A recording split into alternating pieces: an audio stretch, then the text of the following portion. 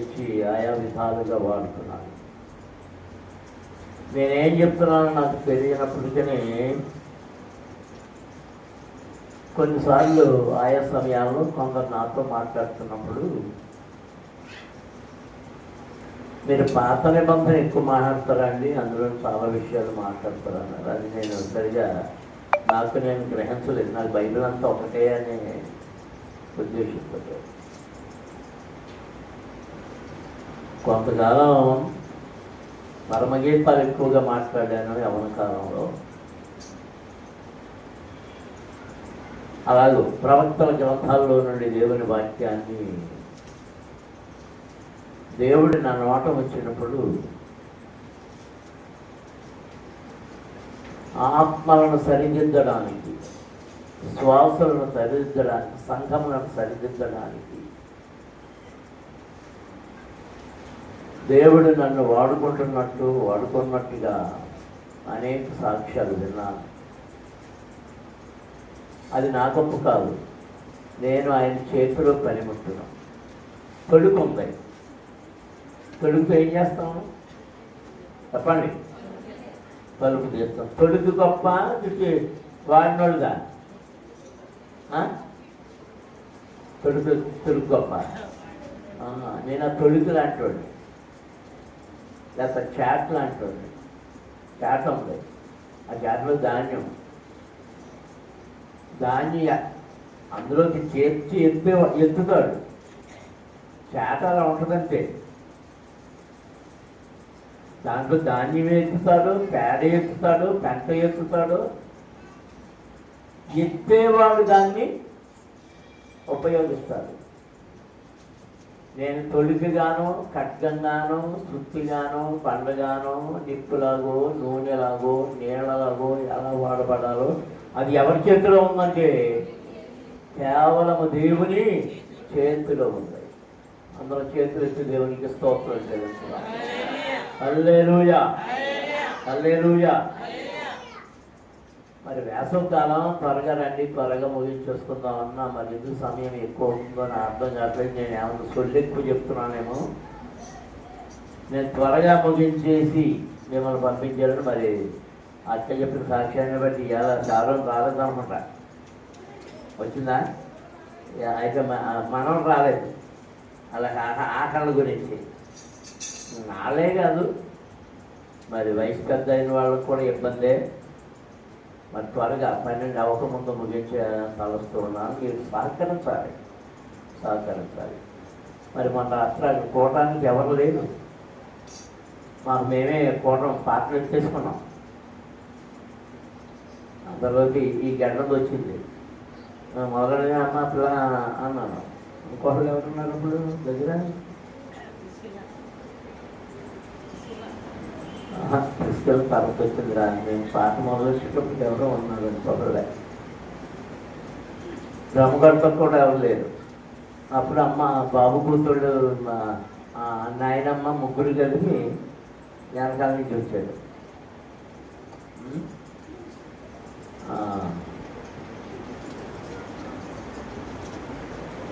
ఆ ఈదులో ఉన్న మా జాన్ కూడా అవ్వలేడు.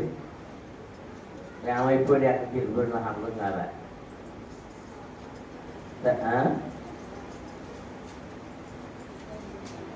ఎక్కడన్నాడా? షాప్కాడన్నాడా? మరి నువ్వు అవ్వలేవు. వచ్చావా ఇప్పుడు? లాస్ట్లో ఆఖరణ జాన్ వచ్చాక జాను భోజనం తెచ్చావన్నమాట.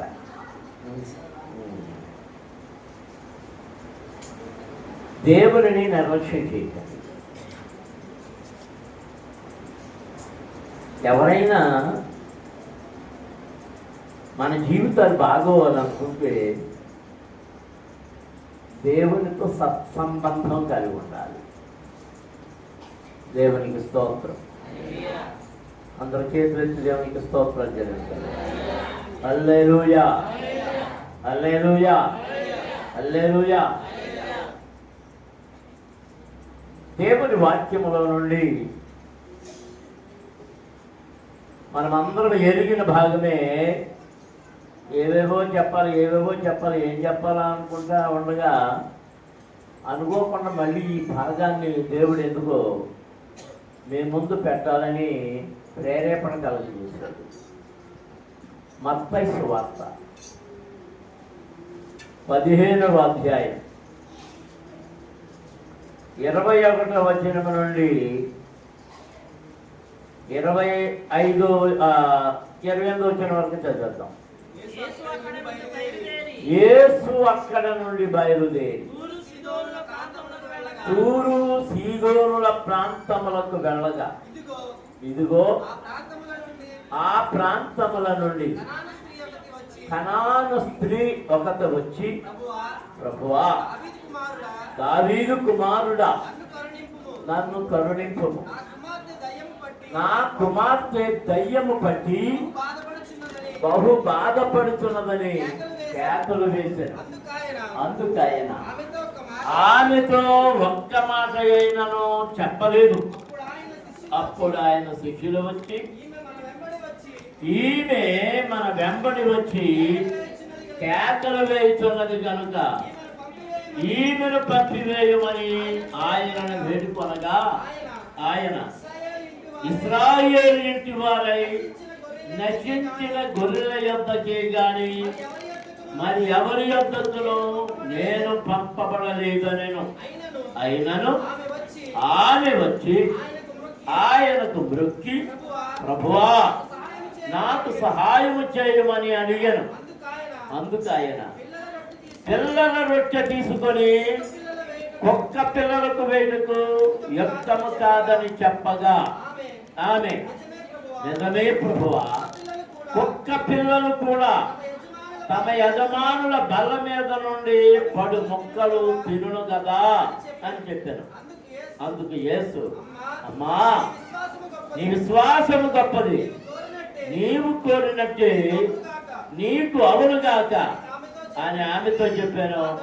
ఆ గడియలోనే ఆమె కుమార్తె స్వస్థత నొందెను. దేవునికి స్తోత్రం. హల్లెలూయా.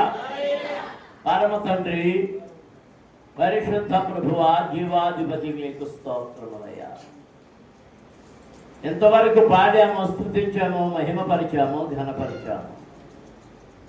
మీరొచ్చు వాక్యపు ఆహారము కొరకై ఆశతో ఆసక్తితో మేము నిలిచి ఉన్నాము నాయన. నీ వాక్యాహారమును విరచి మేము భుజించుల కొరకై నా చేతికి ఇవ్వండి, నీ బిడ్డలకు నేను పంచి పెడతాను ప్రభువా. నా నోటిని మీరు స్వాధీనపరచుకోనండి. నా జ్ఞానము, నా ఆలోచన మరుగుపరచి మీ ఆలోచనతో నింపి, మీ ఆజ్ఞతో నింపి, మీ ఆత్మతో నింపి, నాలో నుండి మీ స్వరాన్ని నీ ప్రజలకు వినిపించి వినికిడిలో ప్రతి ఒక్కరిని ఆశీర్వదించమని యేసు నామమున అడుగుచున్నాము తండ్రి, ఆమేన్. దేవునికి స్తోత్రం. అందరము స్తోత్రాలు చెల్లించుదాం. హల్లెలూయా, హల్లెలూయా. మీరు అనేక సార్లు అనేక మంది నేను తప్పు చెప్పాను మీ గురించి, ఈ కనాను స్త్రీ గురించి. మీ అమ్మగారు ఎక్కువ చెప్పుకుంటుంది, ఇంకా మీరు వెళ్ళిన ఎంటన్న అయ్యగారు అందరూ మీకు బాగు చేసి ఉంటారు. మీరు చాలా చక్కగా వినుంటారు, సంతోషించుంటారు, బలపడి ఉంటారు. కానీ ఈ సమయంలో నేను ఒక మాట జ్ఞాపకం చేయాలని తలుస్తూ ఉన్నాను. కొన్ని విషయాలు, నాకు అర్థమైన విషయాలు మీతో పంచుకోవాలని తలుస్తూ ఉన్నాను. ప్రభు తన సువార్త యాత్రలో తాను వచ్చిన పనిని చేస్తూ ఉన్న సమయంలో ఆయన తన శిష్యులతో మాట్లాడి మాట్లాడి మాట్లాడి అనేక విషయములు చెప్పి అక్కడి నుండి బయలుదేరి తూరు సీదోనుల ప్రాంతములకు వెళ్ళగా ఇదిగో ఆ ప్రాంతముల నుండి కనాను స్త్రీ ఒకతే వచ్చెను. దేవునికి స్తోత్రం. అందరం స్తోత్రాలు చెల్లిస్తున్నాం. హల్లెలూయా, హల్లెలూయా, హల్లెలూయా. తన పని నిమిత్తం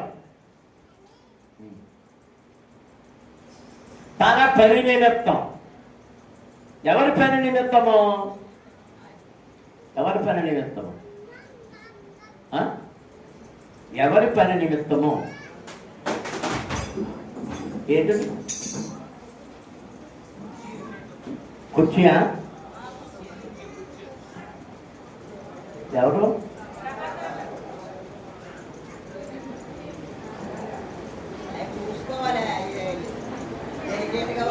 ఒరే బలమైన కుర్చీలేండి అని చెప్తుంటే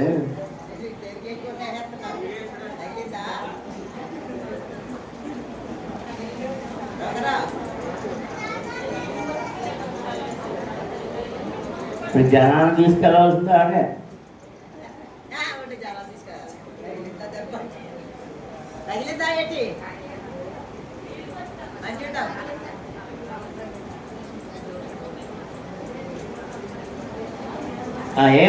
ఏమవ్వదు వేసి రక్తించే అందరూ స్తోత్రాలు చేయండి. హల్లెలూయా.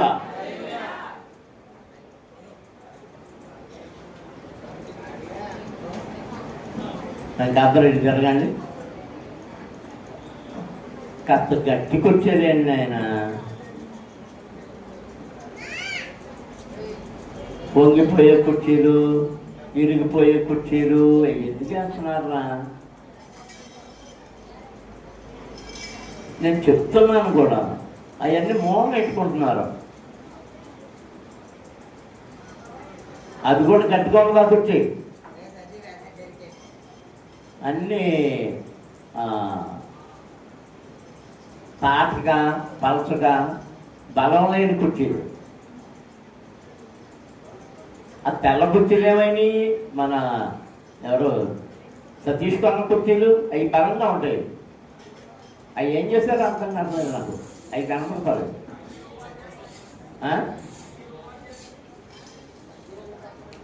అయ్యి ఏమైంది? ఎందుకు పెట్టారు? అసలు గుళ్ళోనే కదా.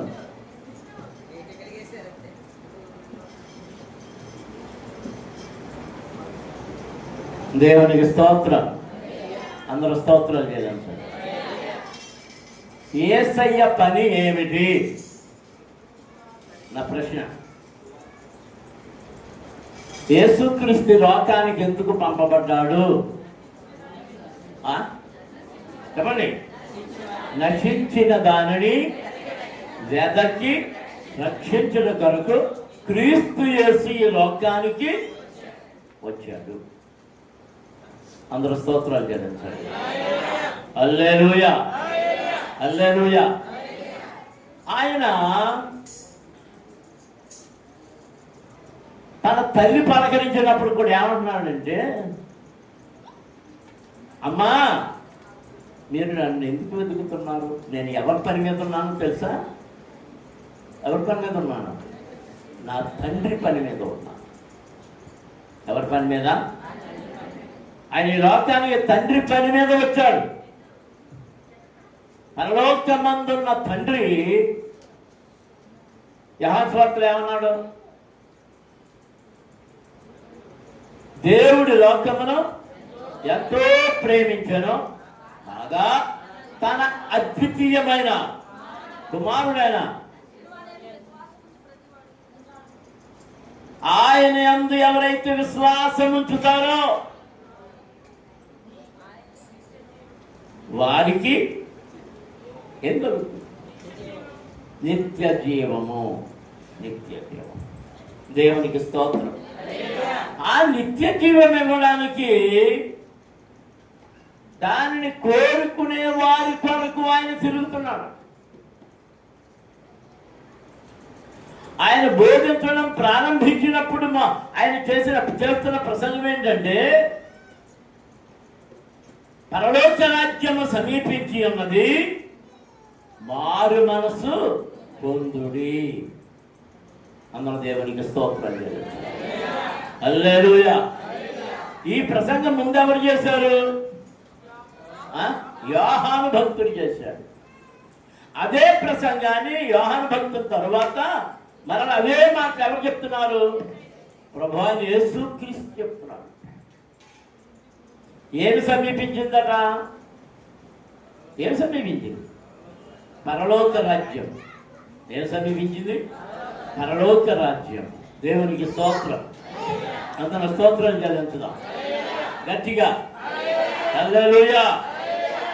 ఆ భాగంలోనే ఆయన తిరుగుతూ ఉండగా దురాత్మలను పారద్రోలాడు, దయ్యములను వెళ్ళగొట్టాడు, రోగులను బాగు చేశాడు, అద్భుతాలు జరిగించాడు, ఆశ్చర్య కార్యములను క్రియలను ఆయన జరిగించి ప్రజలను ఆకర్షించి రండి రండి ప్రయాసపడి భారము మోసుకొనుచున్న వారలారా నా యొద్దకు రండి, నేను మీకు విశ్రాంతిని కలుగజేస్తున్నాను, విశ్రాంతితో కూడా మన దేవుని రాజ్యములో ప్రవేశించుడి అని ఆయన ప్రకటన చేస్తూ ఉన్నాడు.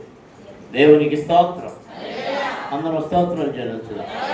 గట్టిగా దేవుడిని స్తుతించండి. హల్లెలూయా, హల్లెలూయా, హల్లెలూయా. ఆ భాగంలోనే ఆయన ఏ ప్రాంతాన్ని విడిచిపెట్టలే, ఏ ప్రాంతాన్ని విడిచిపెట్టలే, ప్రతి ప్రాంతంలోనికి తిరిగారు. ఆఖరికి సమరయ ప్రాంతంలో కూడా వెళ్ళారు.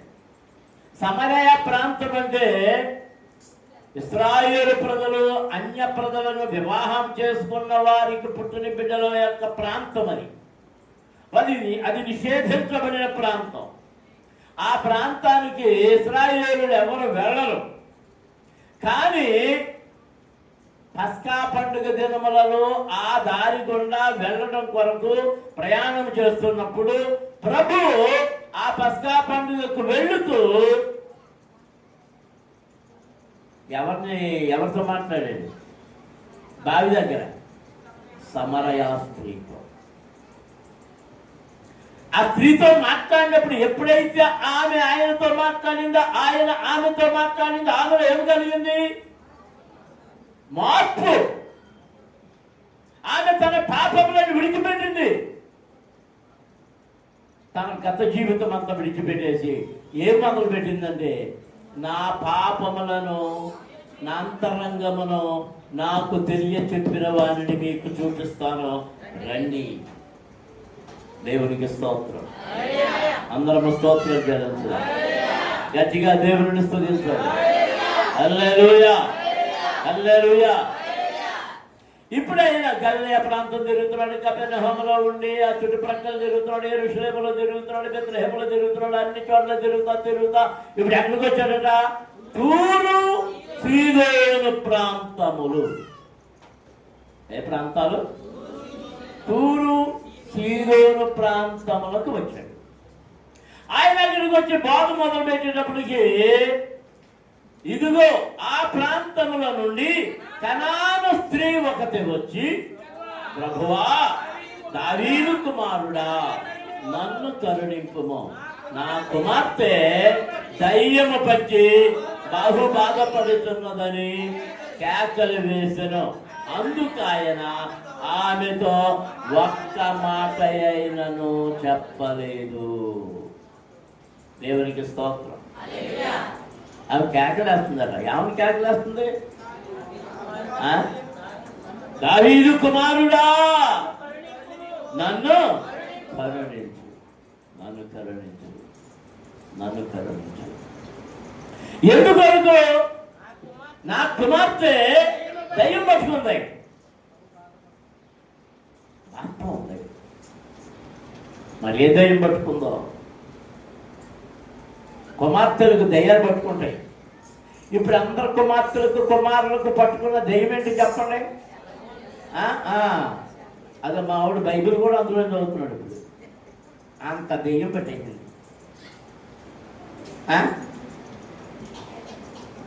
అరే లకారు నీకు పట్టుకుందా దెయ్యం? పట్టుకుందా నా చిన్ని మనవడికి పట్టుకుందా దెయ్యం. ఆయన మొత్తం నా దగ్గర 3 ఫోన్లు లాగేసుకుని తగిలించుకుంటాడు. మళ్ళీ ఆడు ఫోన్ వాళ్ళ అమ్మ ఫోన్ పట్టుకొచ్చి ఆయన పెట్టుకుంటాడు. ఎటు వచ్చి వాళ్ళ నానమ్మ ఫోనే రాక్కోడు, ఎందుకంటే వాళ్ళిద్దరికి పడదు.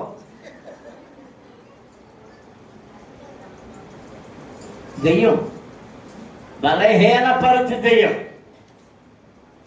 తన స్వాధీనములో ఏది ఉంచుకుంటుందో మనలను అదొక దెయ్యం. దేవునికి స్తోత్రం. సినిమా ఒక దెయ్యం, టీవీ ఒక దెయ్యం, సీరియల్స్ ప్రిస్కలా ఏం సీరియల్స్ లేవా? ఎవరికే సీరియల్ జన్మ, ఎవరిదే సీరియల్ చెప్పండి. బోల్డ్ అని సీరియల్స్ ఎన్ని ఛానల్స్ ఉన్నాయి? వాటిలో అరగంటకో సీరియల్ ఉంటుంది. అవన్నీ లెక్కెత్తే ఒక 100-120 ఉంటాయేమో సీరియల్స్. ఇన్ని దెయ్యాలు సినిమాలు, అన్ని దెయ్యాలు.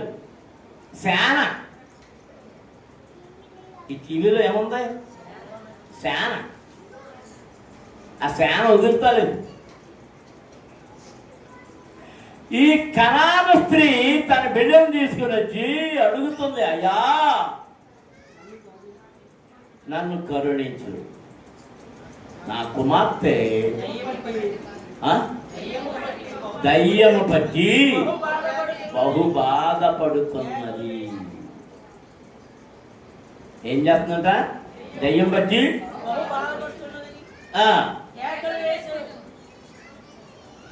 నా కూతురు దయ్యం పట్టిందయ్యా, అయ్యా దయ్యం పట్టిందయ్యా, నా కూతురు బాగు చేయ్యా, నా కూతురు బాగు చేయ్యా, నా కూతురు బాగు చేయ్యా అని కేకలు వేయడం మొదలుపెట్టింది. నువ్వు ఎప్పుడైనా దేవుడి సన్నిధిలో కేకలు ప్రార్థన చేసావా?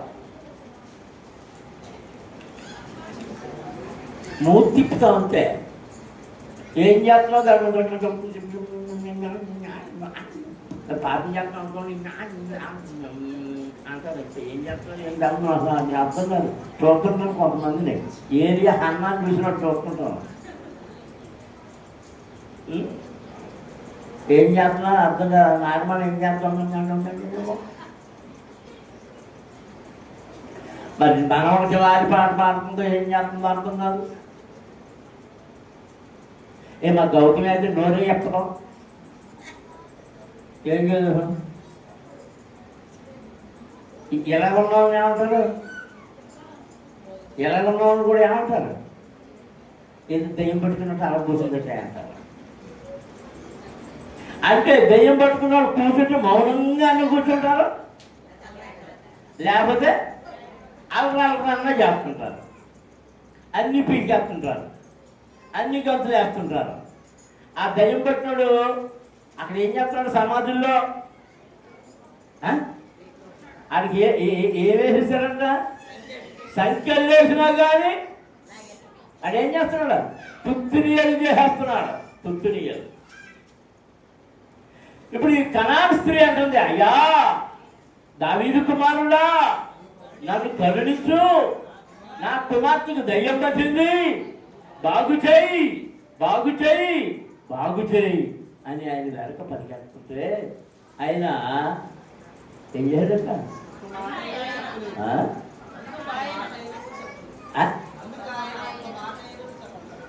అందుకు ఆయన సరిగ్గా అది గంభీరంగా మాట్లాడాలి మీరు. అందుకని ఆమెతో ఒక్క మాట అయినను పలుకలేదు, తెలపలేదు. దేవునికి స్తోత్రం. అంటే జవాబు రాలే. కాదే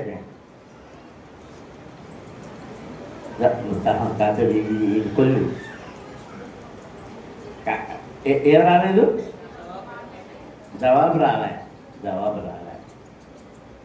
ఎవరు కేకలు వేస్తే ఈ మాట చాలా జాగ్రత్తగా గమనించండి. కనాను స్త్రీ కేకలు వేస్తుంటే జవాబు రాలే.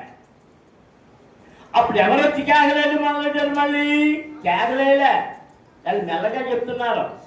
చూడండి అక్కడ. అప్పుడు ఆయన శిష్యులు వచ్చి కేకలు ఈమె మన వెంబడి వచ్చి కేకలు వేయుచున్నది కనుక ఈయనను పంపివేయమని ఆయనను వేడుకొనెను. దేవునికి స్తోత్రం. హల్లెలూయా. ఈ మాటలు చాలా జాగ్రత్తగా అర్థం చేసుకుంటా వినాలి మీరు. ఆయన వెళ్ళింది ఏ ప్రాంతానికి చెప్పండి? తూరు సీదోనుల ప్రాంతానికి. ఆయన దగ్గరకు వచ్చి కేకలు వేసే స్త్రీ ఎక్కడదే? ఆ ప్రాంతంలోని మనిషే, ఆ ప్రాంతపు వాసి. అక్కడికే వెళ్ళాడు ఆయన. వారిని విడిపించడానికి వెళ్ళాడు. వారిని విడిపించడానికి వెళ్ళిన ఆయన కేకలేస్తుంటే కనీసం చూడలేదు, ఒక మాట పలకలేదు. ఇప్పుడు కూడా వచ్చిన శిష్యులు ఆమె తరపున విజ్ఞాపన మొదలుపెట్టారు. నీ ప్రార్థన దేవుడు అంగీకరించకుండా, నీ ప్రార్థనకు ఆయన చెవి ఒక్కకుండా ఉన్నప్పుడు నీ తరపున మరలా దేవుని సేవకులు, సంఘములోని వారు ప్రార్థించడం మొదలు పెడితే కనీసం వారికైనా ఆయన జవాబు చెప్తాడు. అందరూ దేవునికి స్తోత్రం చేయాలి. హల్లెలూయా, హల్లెలూయా. ఇప్పుడు ఎవరితో మాట్లాడుతున్నాడు ఆయన? ఆయనతో మాట్లాడుతున్నాడు. ఇప్పుడు ఎవరితో మాట్లాడుతున్నాడు? ఆయన ఎవరితో మాట్లాడుతున్నాడు? ఈ మాటలు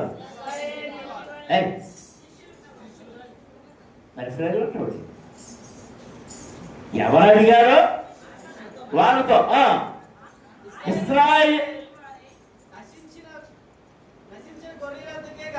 ఇశ్రాయేలు ఇంటి వారై నశించిన గొర్రెల యొద్దకే గాని మరి ఎవరి యొద్దకును నేను పంపబడలేదు. దేవునికి స్తోత్రం. ఎప్పుడు ప్రశ్న? తూరు సీదోనుల ప్రాంతంలో కూడా ఎవరున్నారంటే ఇశ్రాయేలు వారయ్యుండి దేవునికి దూరస్తుడై నశించిపోతున్నారు. ఆయన ఆజ్ఞలను తృణీకరించారు, ఆయన ఆజ్ఞలను మీరిపోయారు, ఆయనకు దూరముగా ఉన్నారు. వారి కొరకు ఆయన తూరు సీదోను ప్రాంతాలకు వచ్చాడు.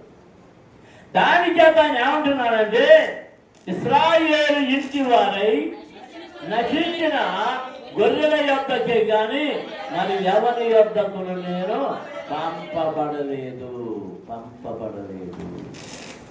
దేవునికి స్తోత్రం. అందరం స్తోత్రాలు చేద్దాం.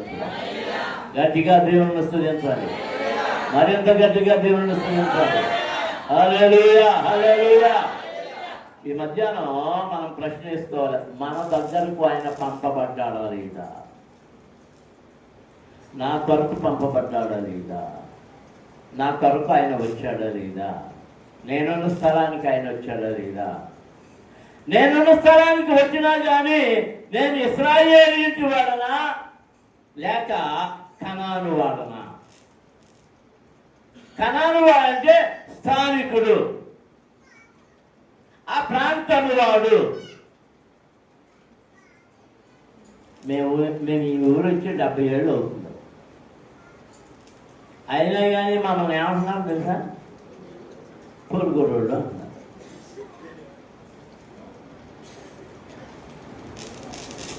మా మనసులో నా పిల్లలు ఎక్కడ పుట్టారు? మా చెల్లెళ్ళే చాలా ఆ సగం చేయాలి, ముగ్గురు తప్ప మిగిలిన వాళ్ళందరూ ఇక్కడే పుట్టారు.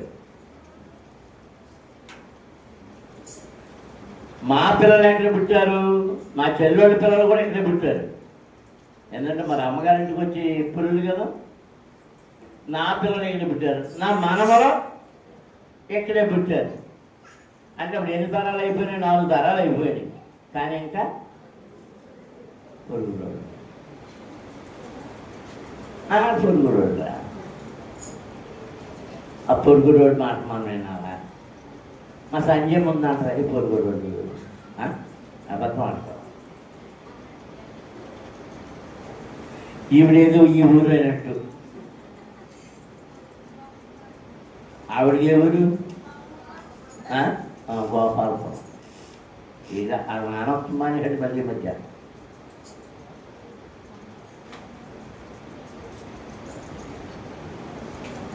ఎవరో ఎక్కడ భూమిలోంచి పుట్టుకొచ్చిన వాళ్ళం కాదు, భూమిలోంచి పుట్టుకొచ్చిన వాళ్ళమే, కానీ ఎక్కడ భూమిలో నుంచి పుట్టుకొచ్చిన వాళ్ళని కాదు.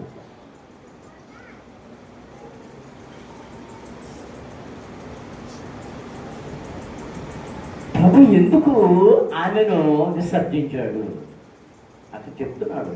నేను ఎవరి కోసం వచ్చాను? ఇశ్రాయేలు ఇంటి వారిలో నశించిపోయిన వారి కోసం వచ్చాను. మీరు ఎందుకురా నన్ను ఇబ్బంది పెడుతున్నారని వాళ్ళతో మాట్లాడుతుంటే, అయినను ఆమె వచ్చి ఆయనకు మ్రొక్కి, ప్రభువా నాకు సహాయము చేయము, ప్రభువా నాకు సహాయము చేయము, ప్రభువా నాకు సహాయం చేయము. దేవునికి స్తోత్రం.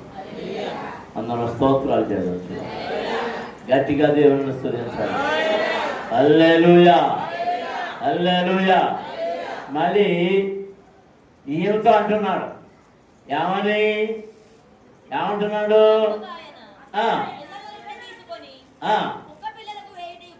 పిల్లల వెచ్చ తీసుకొని కుక్క పిల్లలకు వేయుటకు యుక్తము కాదని చెప్పగా ఆమె, నిజమే ప్రభువా, కుక్క పిల్లలు కూడా తమ యజమానుల బల్ల మీద నుండి ఇప్పుడు ముక్కలు చేరును కదా.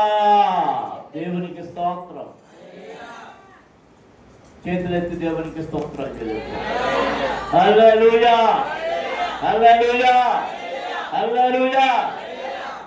దేవుని పిల్లలారా, ఇశ్రాయేలు దేశము ఎవరి కొరకు ప్రత్యేకపరచబడింది అంటే,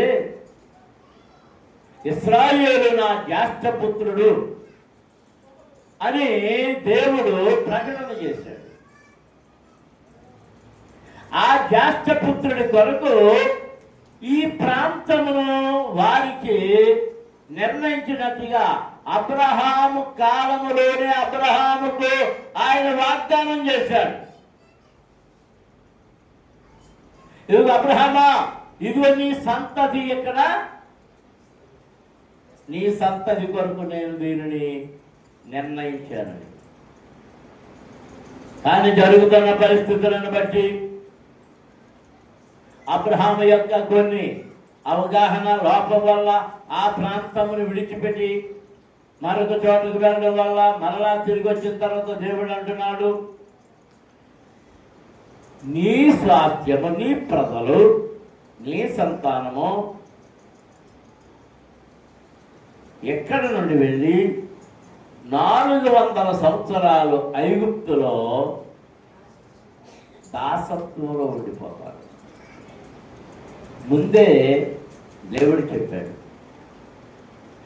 ఆ తరువాత మరలా నీ సంతానాన్ని తీసుకొచ్చి ఈ భూమిని వారికి ఇస్తాను. దేవునికి స్తోత్రం. హల్లెలూయా. దాని గురించి ప్రభు ఎందుకు దీనిని ప్రత్యేకంగా వారికి ఇచ్చాడు అని ఆలోచన చేస్తుంటే నాకు కనబడింది ఏంటంటే, ఏదేను తోట ఆ ప్రాంతంలోనే ఉంది. ఏదేను తోటలో 4 నదులు ఉన్నాయి. యూఫ్రటీస్ నది, మిద్దెల హెద్దుకలు ఉన్నాయి, 4 పేర్లు, ఇంటికెళ్ళి చదువుకోండి. ఆ 4 నదులు ప్రవహిస్తున్న దేశము, ఆ ప్రాంతము, ఆ తోట, ఆ వనము, ఆ భూభాగం అంతా దేవుడు సంచరించిన స్థలము. అక్కడే ఆదామును నిర్మించాడు. ఆదాము అక్కడనే దారి తప్పిపోయాడు. ఆ స్థలంలో నుండి ఆదాముని బయటకు త్రోసివేశాడు. జలప్రళయం తర్వాత ఆ ప్రాంతం ఇంకా కనుమరుగైపోయింది.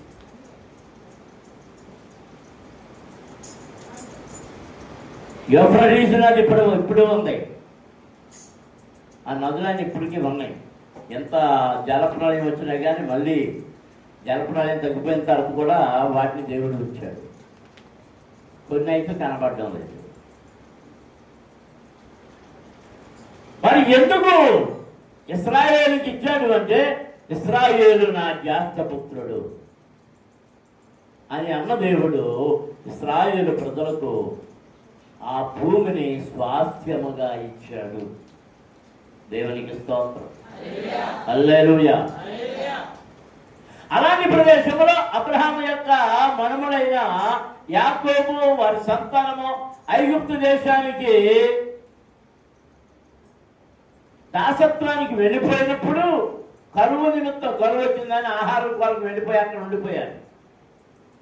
ఈ భూభాగాన్ని, ఈ ప్రాంతాన్ని దేవుని వ్యతిరేకులు ఆక్రమించుకున్నారు. దైవ వ్యతిరేకులు.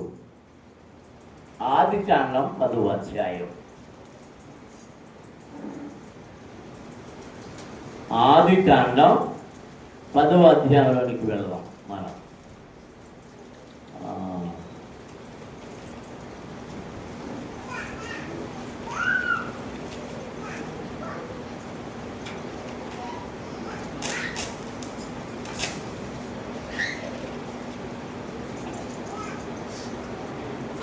పదవ అధ్యాయం 15వ వచనం చదువుదాం. కనాను తన ప్రథమ కుమారుడును సీదోనును, హేతును, యెబూసీయులను, అమోరీయులను, గిర్గాషీయులను, హివ్వీయులను, ఆర్కీయులను, సినీయులను, అర్వాదీయులను, శమారీయులను, హెమాతీయులను కనెను. తరువాత కనానీయుల వంశములు వ్యాపించెను. కనానీయుల సరిహద్దు అంటే అర్థం మీకు? కనాను సరిహద్దు సీదోను నుండి గెరారు వరకు వెళ్లి మార్గములో గాజా వరకును, సొదొమ గొమొర్రా, అద్మా, సెబోయిములకు వెళ్లి మార్గములో లాషా వరకును ఉన్నది. తమ తమ వంశముల ప్రకారము, తమ తమ భాషల ప్రకారము, తమ తమ దేశములను బట్టి, జాతులను బట్టి హాము కుమారులు. దేవునికి స్తోత్రం. హల్లెలూయా.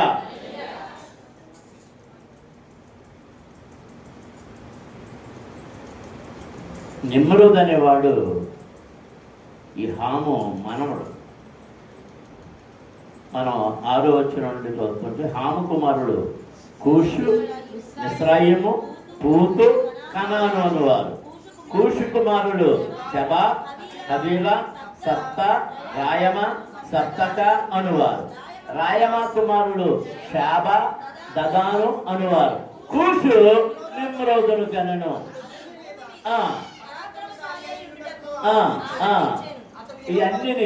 ఇవన్నీ హాము సంతానం యొక్క వివరాలు. ఈ 15వ వచనంలో కనాను తన ప్రథమ కుమారుడగు సీదోనును, సీదోనీయులు, సీదోను సంతానం సీదోనీయులు, హేతును, హేతీయులు, యెబూసీయులు, అమోరీయులు, గిర్గాషీయులు, హివ్వీయులు, అర్కీయులు, ఫినీయులు, సినీయులు. సినీయులు అంటే ఎవరు తెలుసా? మీకు తెలుసు, చైనా వాళ్ళు, సేనాదేశం. ఎవరెళ్ళు? సినీయులు, అర్వాదీయులు, నెమారీయులు, హమాతీయులు. వీళ్ళందరూ ఎవరి పిల్లలంట? కనాను పిల్లలు. ఆమె మనవరాలు, మధు మనవరాలు, కనాను పిల్లలు. ఈ ఎన్ని జాతులు ఉన్నాయి? 11 జాతులు ఉన్నాయి. ఈ 11 జాతులు ఎక్కడ ఉండిపోయినాయి అంటే, వీళ్ళు అక్కడికి వెళ్ళిపోయినప్పుడు ఇదంతా చక్కగా ఉంది కదా, నీళ్లు ప్రవహిస్తున్నాయి కదా, దేవుడి చేత వాడబడిన ప్రాంతం కదా అని ఏదో వచ్చేసారు, మకం పెట్టేశారు. మరి దేవుడు వారిని ఏమన్నాడంటే, ఇశ్రాయేలు వస్తున్నప్పుడు మీ భూభాగంలో నివసిస్తున్న వారిని, కనానీయులు ఎవ్వరూ ఆ దేశంలో ఉండకుండా వారిని తరిమెయ్యాలి, మీరు ఆ దేశంలో ఉండాలి అన్నాడు. నేను మరోసారి దాని గురించి వివరంగా చెప్తాను. తరిమేయాలంటూ చాలా మటుకు తరిమేశారు. కొంతమంది మాత్రం వెళ్ళలేదు. కొంతమంది మాత్రం వెళ్ళనప్పుడు వాళ్ళు ఉండిపోయారన్నప్పుడు వాళ్ళకి ఇంతకుముందు ఒకసారి చెప్పినట్టు వాళ్ళకి అక్కడ పని నిర్ణయించాడు. ఏంటంటే దేవుని మందిరానికి కావలసినటువంటి కట్టెలు నరకడం, ఆ పనులు చేయడం, ఆ పనులు వారు ఖచ్చితంగా అక్కడ చెయ్యాలి. ఎందుకు వెళ్ళగొట్టలేదు, మరి జాలితో వెళ్ళగొట్టలేదు, ఎందుకు వెళ్ళగొట్టలేదు, అందుకు వెళ్ళగొట్టలేదు. ఎందుకు వాడిని వెళ్ళగొట్టమన్నాడంటే ఈ కనానీయుడు విగ్రహారాధీకుడు. ఎవరు? దేవునికి విరోధముగా లేచిన హాము సంతానము, నిమ్రోదు వారసులు, కూషు కుమారుడు, కూషీయులు. కూషీయులు అంటే నల్లని వారు. కూషు దేశస్తులు నల్లగా ఉంటారు. మనమందరం కూడా కూషీయులమే, హాము సంతానమే. అందుకే మనం ఏ జాతి వదలదంటే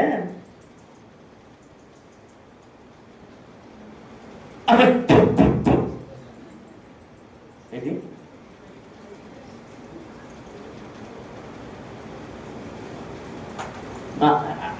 అదేది తలదది అక్కడ పడుకున్నాడా? ఆయన గుడిలో తీసుకొచ్చే ముందు ఆయన ఎంత శుభ్రంగా కడుగుద్దు. రేచలమ్మాడి బొట్టిన పెట్టిన నలబొట్టు అవన్నీ తీసి కట్టిన తాళ్ళు కాళ్ళకు కట్టినవి, చేతులకు కట్టినవి.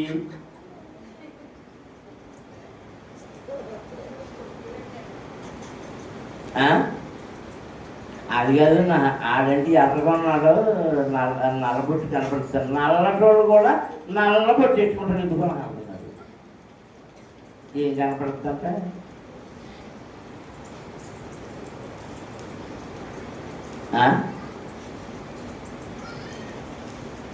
కనానీయులు విగ్రహారాధీకులు.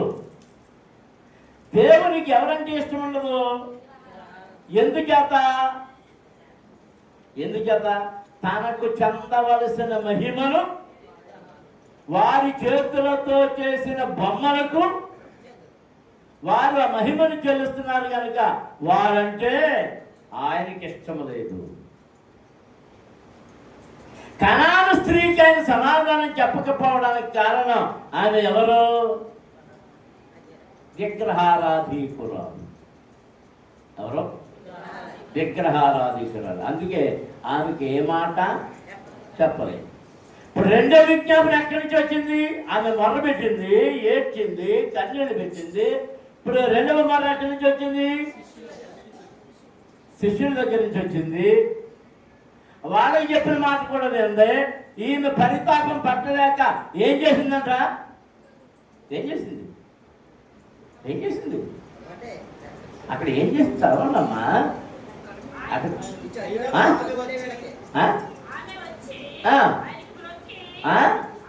ఏం చేసింది అన్న దానికి సమాధానం అదే. ఏం చేసింది?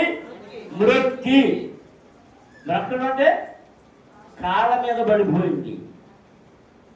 ఆయన పాదాలు వదలడంలే, ఆయన మొక్కుతుంది. నువ్వే నా దిక్కయ్యా, నీవు తప్ప బాగు చేయగలిగిన వాడు ఎవరు లేరు. మా కనానీయుల దేవతలు మాకు స్వస్థత కలగజేయము. మేము పూజించే మా దేవుళ్ళు నా బిడ్డను బాగు చేయడం లేదు. అన్ని తిరిగాను. అన్ని చోట్లకి వెళ్ళాను, అందరు దేవతల దగ్గరికి వెళ్ళాను, దేవుళ్ళ దగ్గరికి వెళ్ళాను. తప్పించవలసినవన్నీ అర్పించాను, కానీ నా కుమార్తె బాగుపడలేదు. ఆశ్చర్యకరుడా, అద్భుతకరుడా, రోగులను బాగు చేసేవాడా, నీవే నాకు దిక్కు. నా కుమార్తెను బాగు చేయి. ప్రభు మళ్ళా అంటున్నాడు, ఈ రొట్టె ఎవరికంటే ఎవరిది? ఏ పిల్లలది?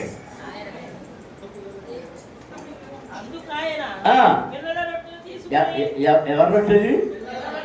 ఎవరి పిల్లలు? యజమానుని పిల్లలు. ఇంట్లో ఉండే రొట్టె ఏ పిల్లలది? ఆ యజమానుని యొక్క పిల్లలది. ఆ పిల్లల రొట్టె తీసుకొని కుక్క పిల్లని ఎందుకన్నాడో, చెప్పిన మాట వినదు, కక్కిన దానిని తింటది.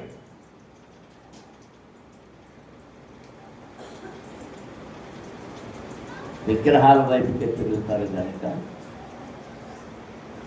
వాటినే ప్రేమిస్తారు కనుక, వాటి ఆజ్ఞలే లక్ష్మమ్మ వాటి ఆజ్ఞలే పాటిస్తారు కనుక సంవత్సరం కాదు.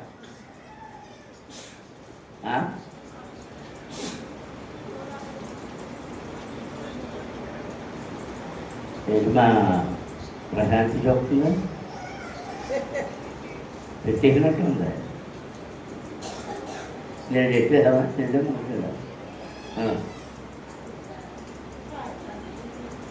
మారు మనసు పొందిన వాళ్ళు ఎవరిలో సంవత్సరే కాలం మొదటి దాన్ని చేసేదాన్ని సంవత్సరేకం అంటారు, రెండో దాన్ని ఏదో అంటారు, మూడో సంవత్సరం తగ్గినం అంటారు. ఏంటి ఆ తర్వాత ఏమున్నాయి? ఆ తర్వాత నుంచి మరి ఆప్యాకమో ఏదో అంటారు. అసలు పేర్లు ఉన్నాయి బైబిల్లో, అలాంటి పేర్లు ఎక్కడైనా ఉన్నాయా? అబ్రహాం గారు శారమ్మ గారు చచ్చిపోయిన 8 సంవత్సరాలు ఆవిడని జ్ఞాపకం చేసుకుంటే కూడలు పెట్టాడు, భోజనాలు పెట్టాడు. ఆయన ఏం చేశాడంటే, అంత ప్రేమ చచ్చిపోతే అబ్రహాం గారు చేసినట్టు చేయండి. ఆమె శరీరానికి ఇవన్నీ పూసేసి కొన్ని రోజులు అక్కడే ఉంచుకున్నాడు.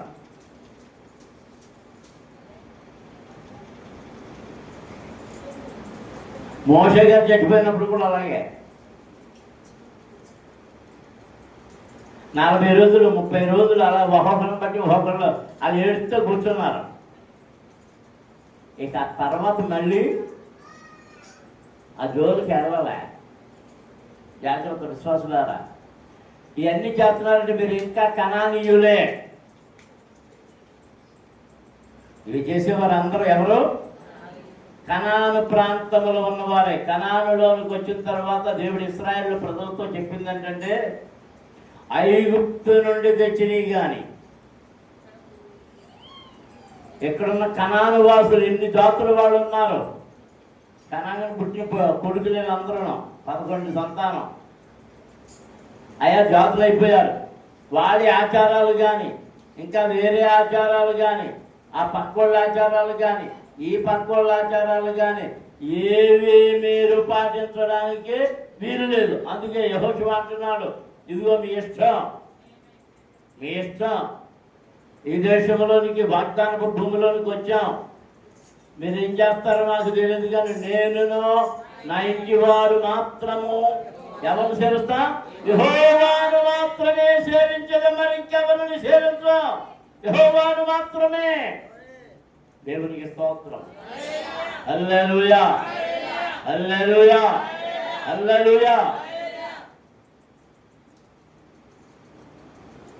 మన కష్టాల్లోనూ నష్టాల్లోనూ ఏ ఆచారమో మనం తప్పించదు.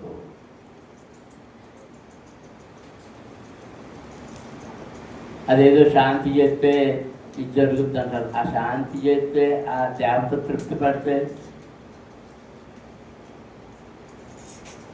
నీకు కనబడతాం మానేస్తుందేమో.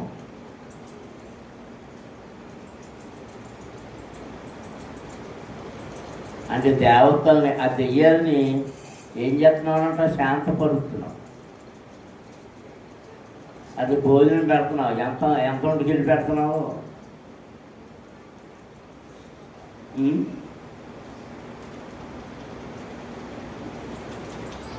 వీటన్నిటిని చేయడం ద్వారా దేవునికి మన మీద కోపం రాకుండా చూసుకోవాలి.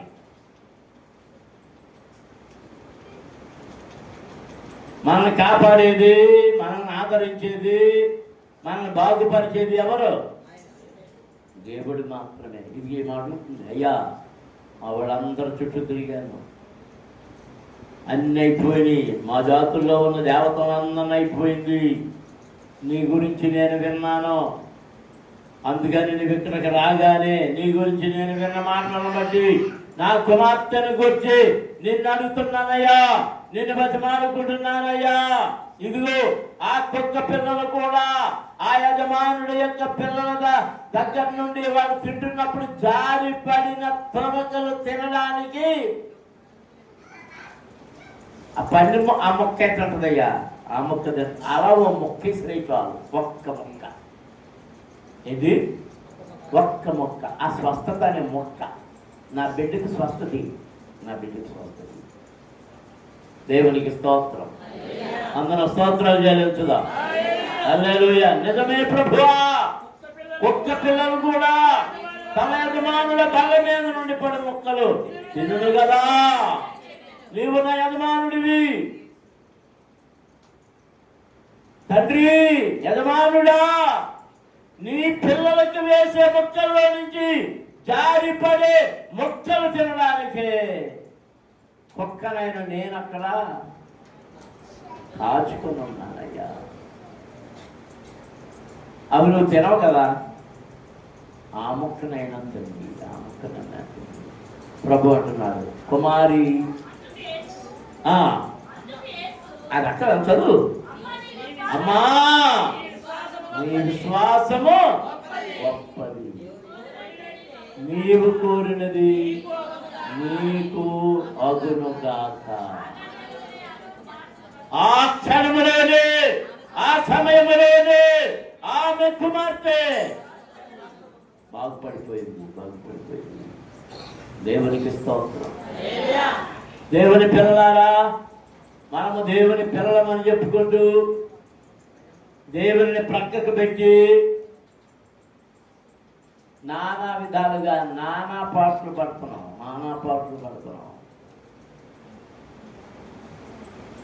ఆడపిల్లలు బుధారం పంపకూడదు అంటండి, ఏమైపోద్ది? బుధారం పంపి ఏమైపోద్ది? లక్ష్మీవారం అయిపోద్దా, శనివారం అయిపోద్దా? దేవునికి స్తోత్రం. దేవుడు ఒకటి చెప్పాడు, విశ్రాంతి దినం అనే పని చేయొద్దన్నాడు. అమావాస్యకి పౌర్ణకి ఉపవాసాలు ఉండు అన్నాడు. అయ్యవు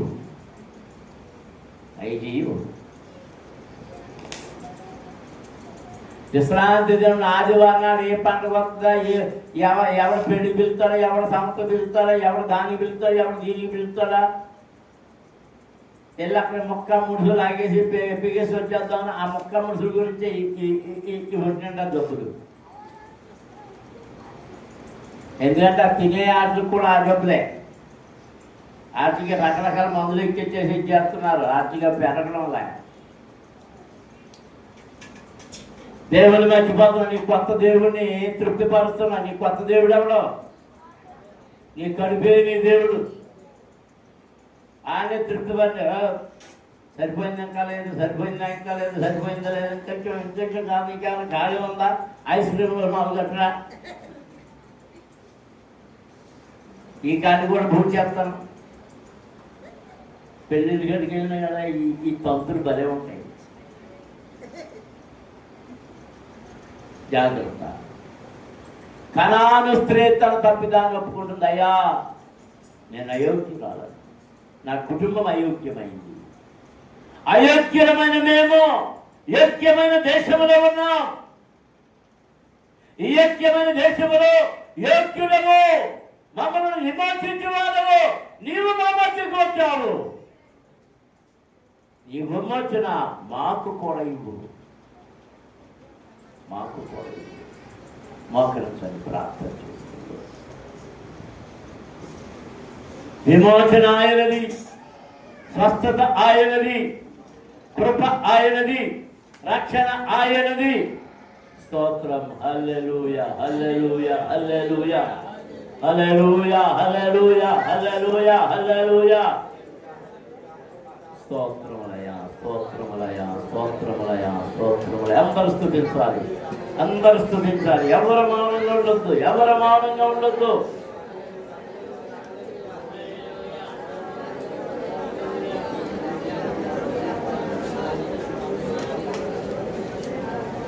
దేవుడు వద్దంటున్న వారేమో దేవుని దగ్గరకు వస్తున్నారు.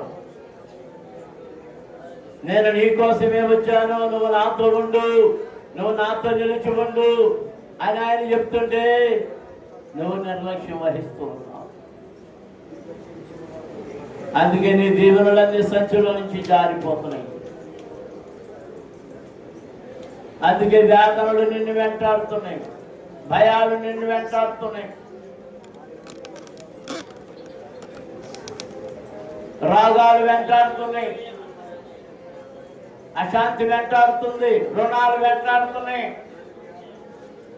చీకటి వెంటాడుతుంది, చీకటి శక్తులు వెంటాడుతున్నాయి. ఎందుకంటే నీ వెలుగైన యేసుని విడిచావు, నీకు వెలుగునిచ్చే యేసయ్య నీకు అక్కర్లేదు అంటున్నావు. స్తోత్రం. హల్లెలూయా, హల్లెలూయా, హల్లెలూయా, హల్లెలూయా, హల్లెలూయా, హల్లెలూయా, హల్లెలూయా, హల్లెలూయా. మోకాళ్ళ మీద ఉండాలి, మీ చేతులు పైకి ఎత్తండి. మోకాళ్ళ మీద ఉండాలి. అందరూ తలలు నేల మీద పెట్టేశారు, తలలు నేల మీద నుండి తీయండి. మోకాళ్ళ మీద ఉండాలి, మీ చేతులు ప్రభు కాపండి. మీ చేతులు పైకెత్తి దేవుని స్తుతించండి, దేవుని స్తుతించండి. హల్లెలూయా, హల్లెలూయా, హల్లెలూయా, హల్లెలూయా. స్తోత్రములయా, స్తోత్రములయా. హల్లెలూయా, హల్లెలూయా, హల్లెలూయా, హల్లెలూయా. ఎల్ల వేళలందు కష్టకాలమందు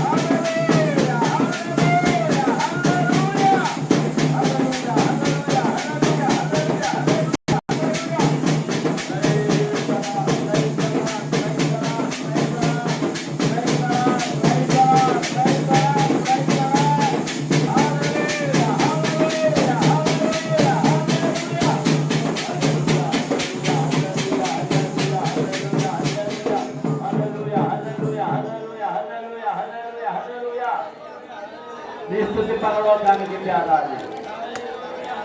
మీ విన్నపం పరలోకానికి చేరాలి. మీ ఏర్పు దేవుడిని కలిగించాలి. మీ విజ్ఞాపన దేవుడిని తాకాలి. హల్లెలూయా, హల్లెలూయా, హల్లెలూయా. ఇవ్వబడిన వాక్యము కంటే ఎవరైనా ప్రేరేపణతో ఒక చిన్న ప్రార్థన చేయండి.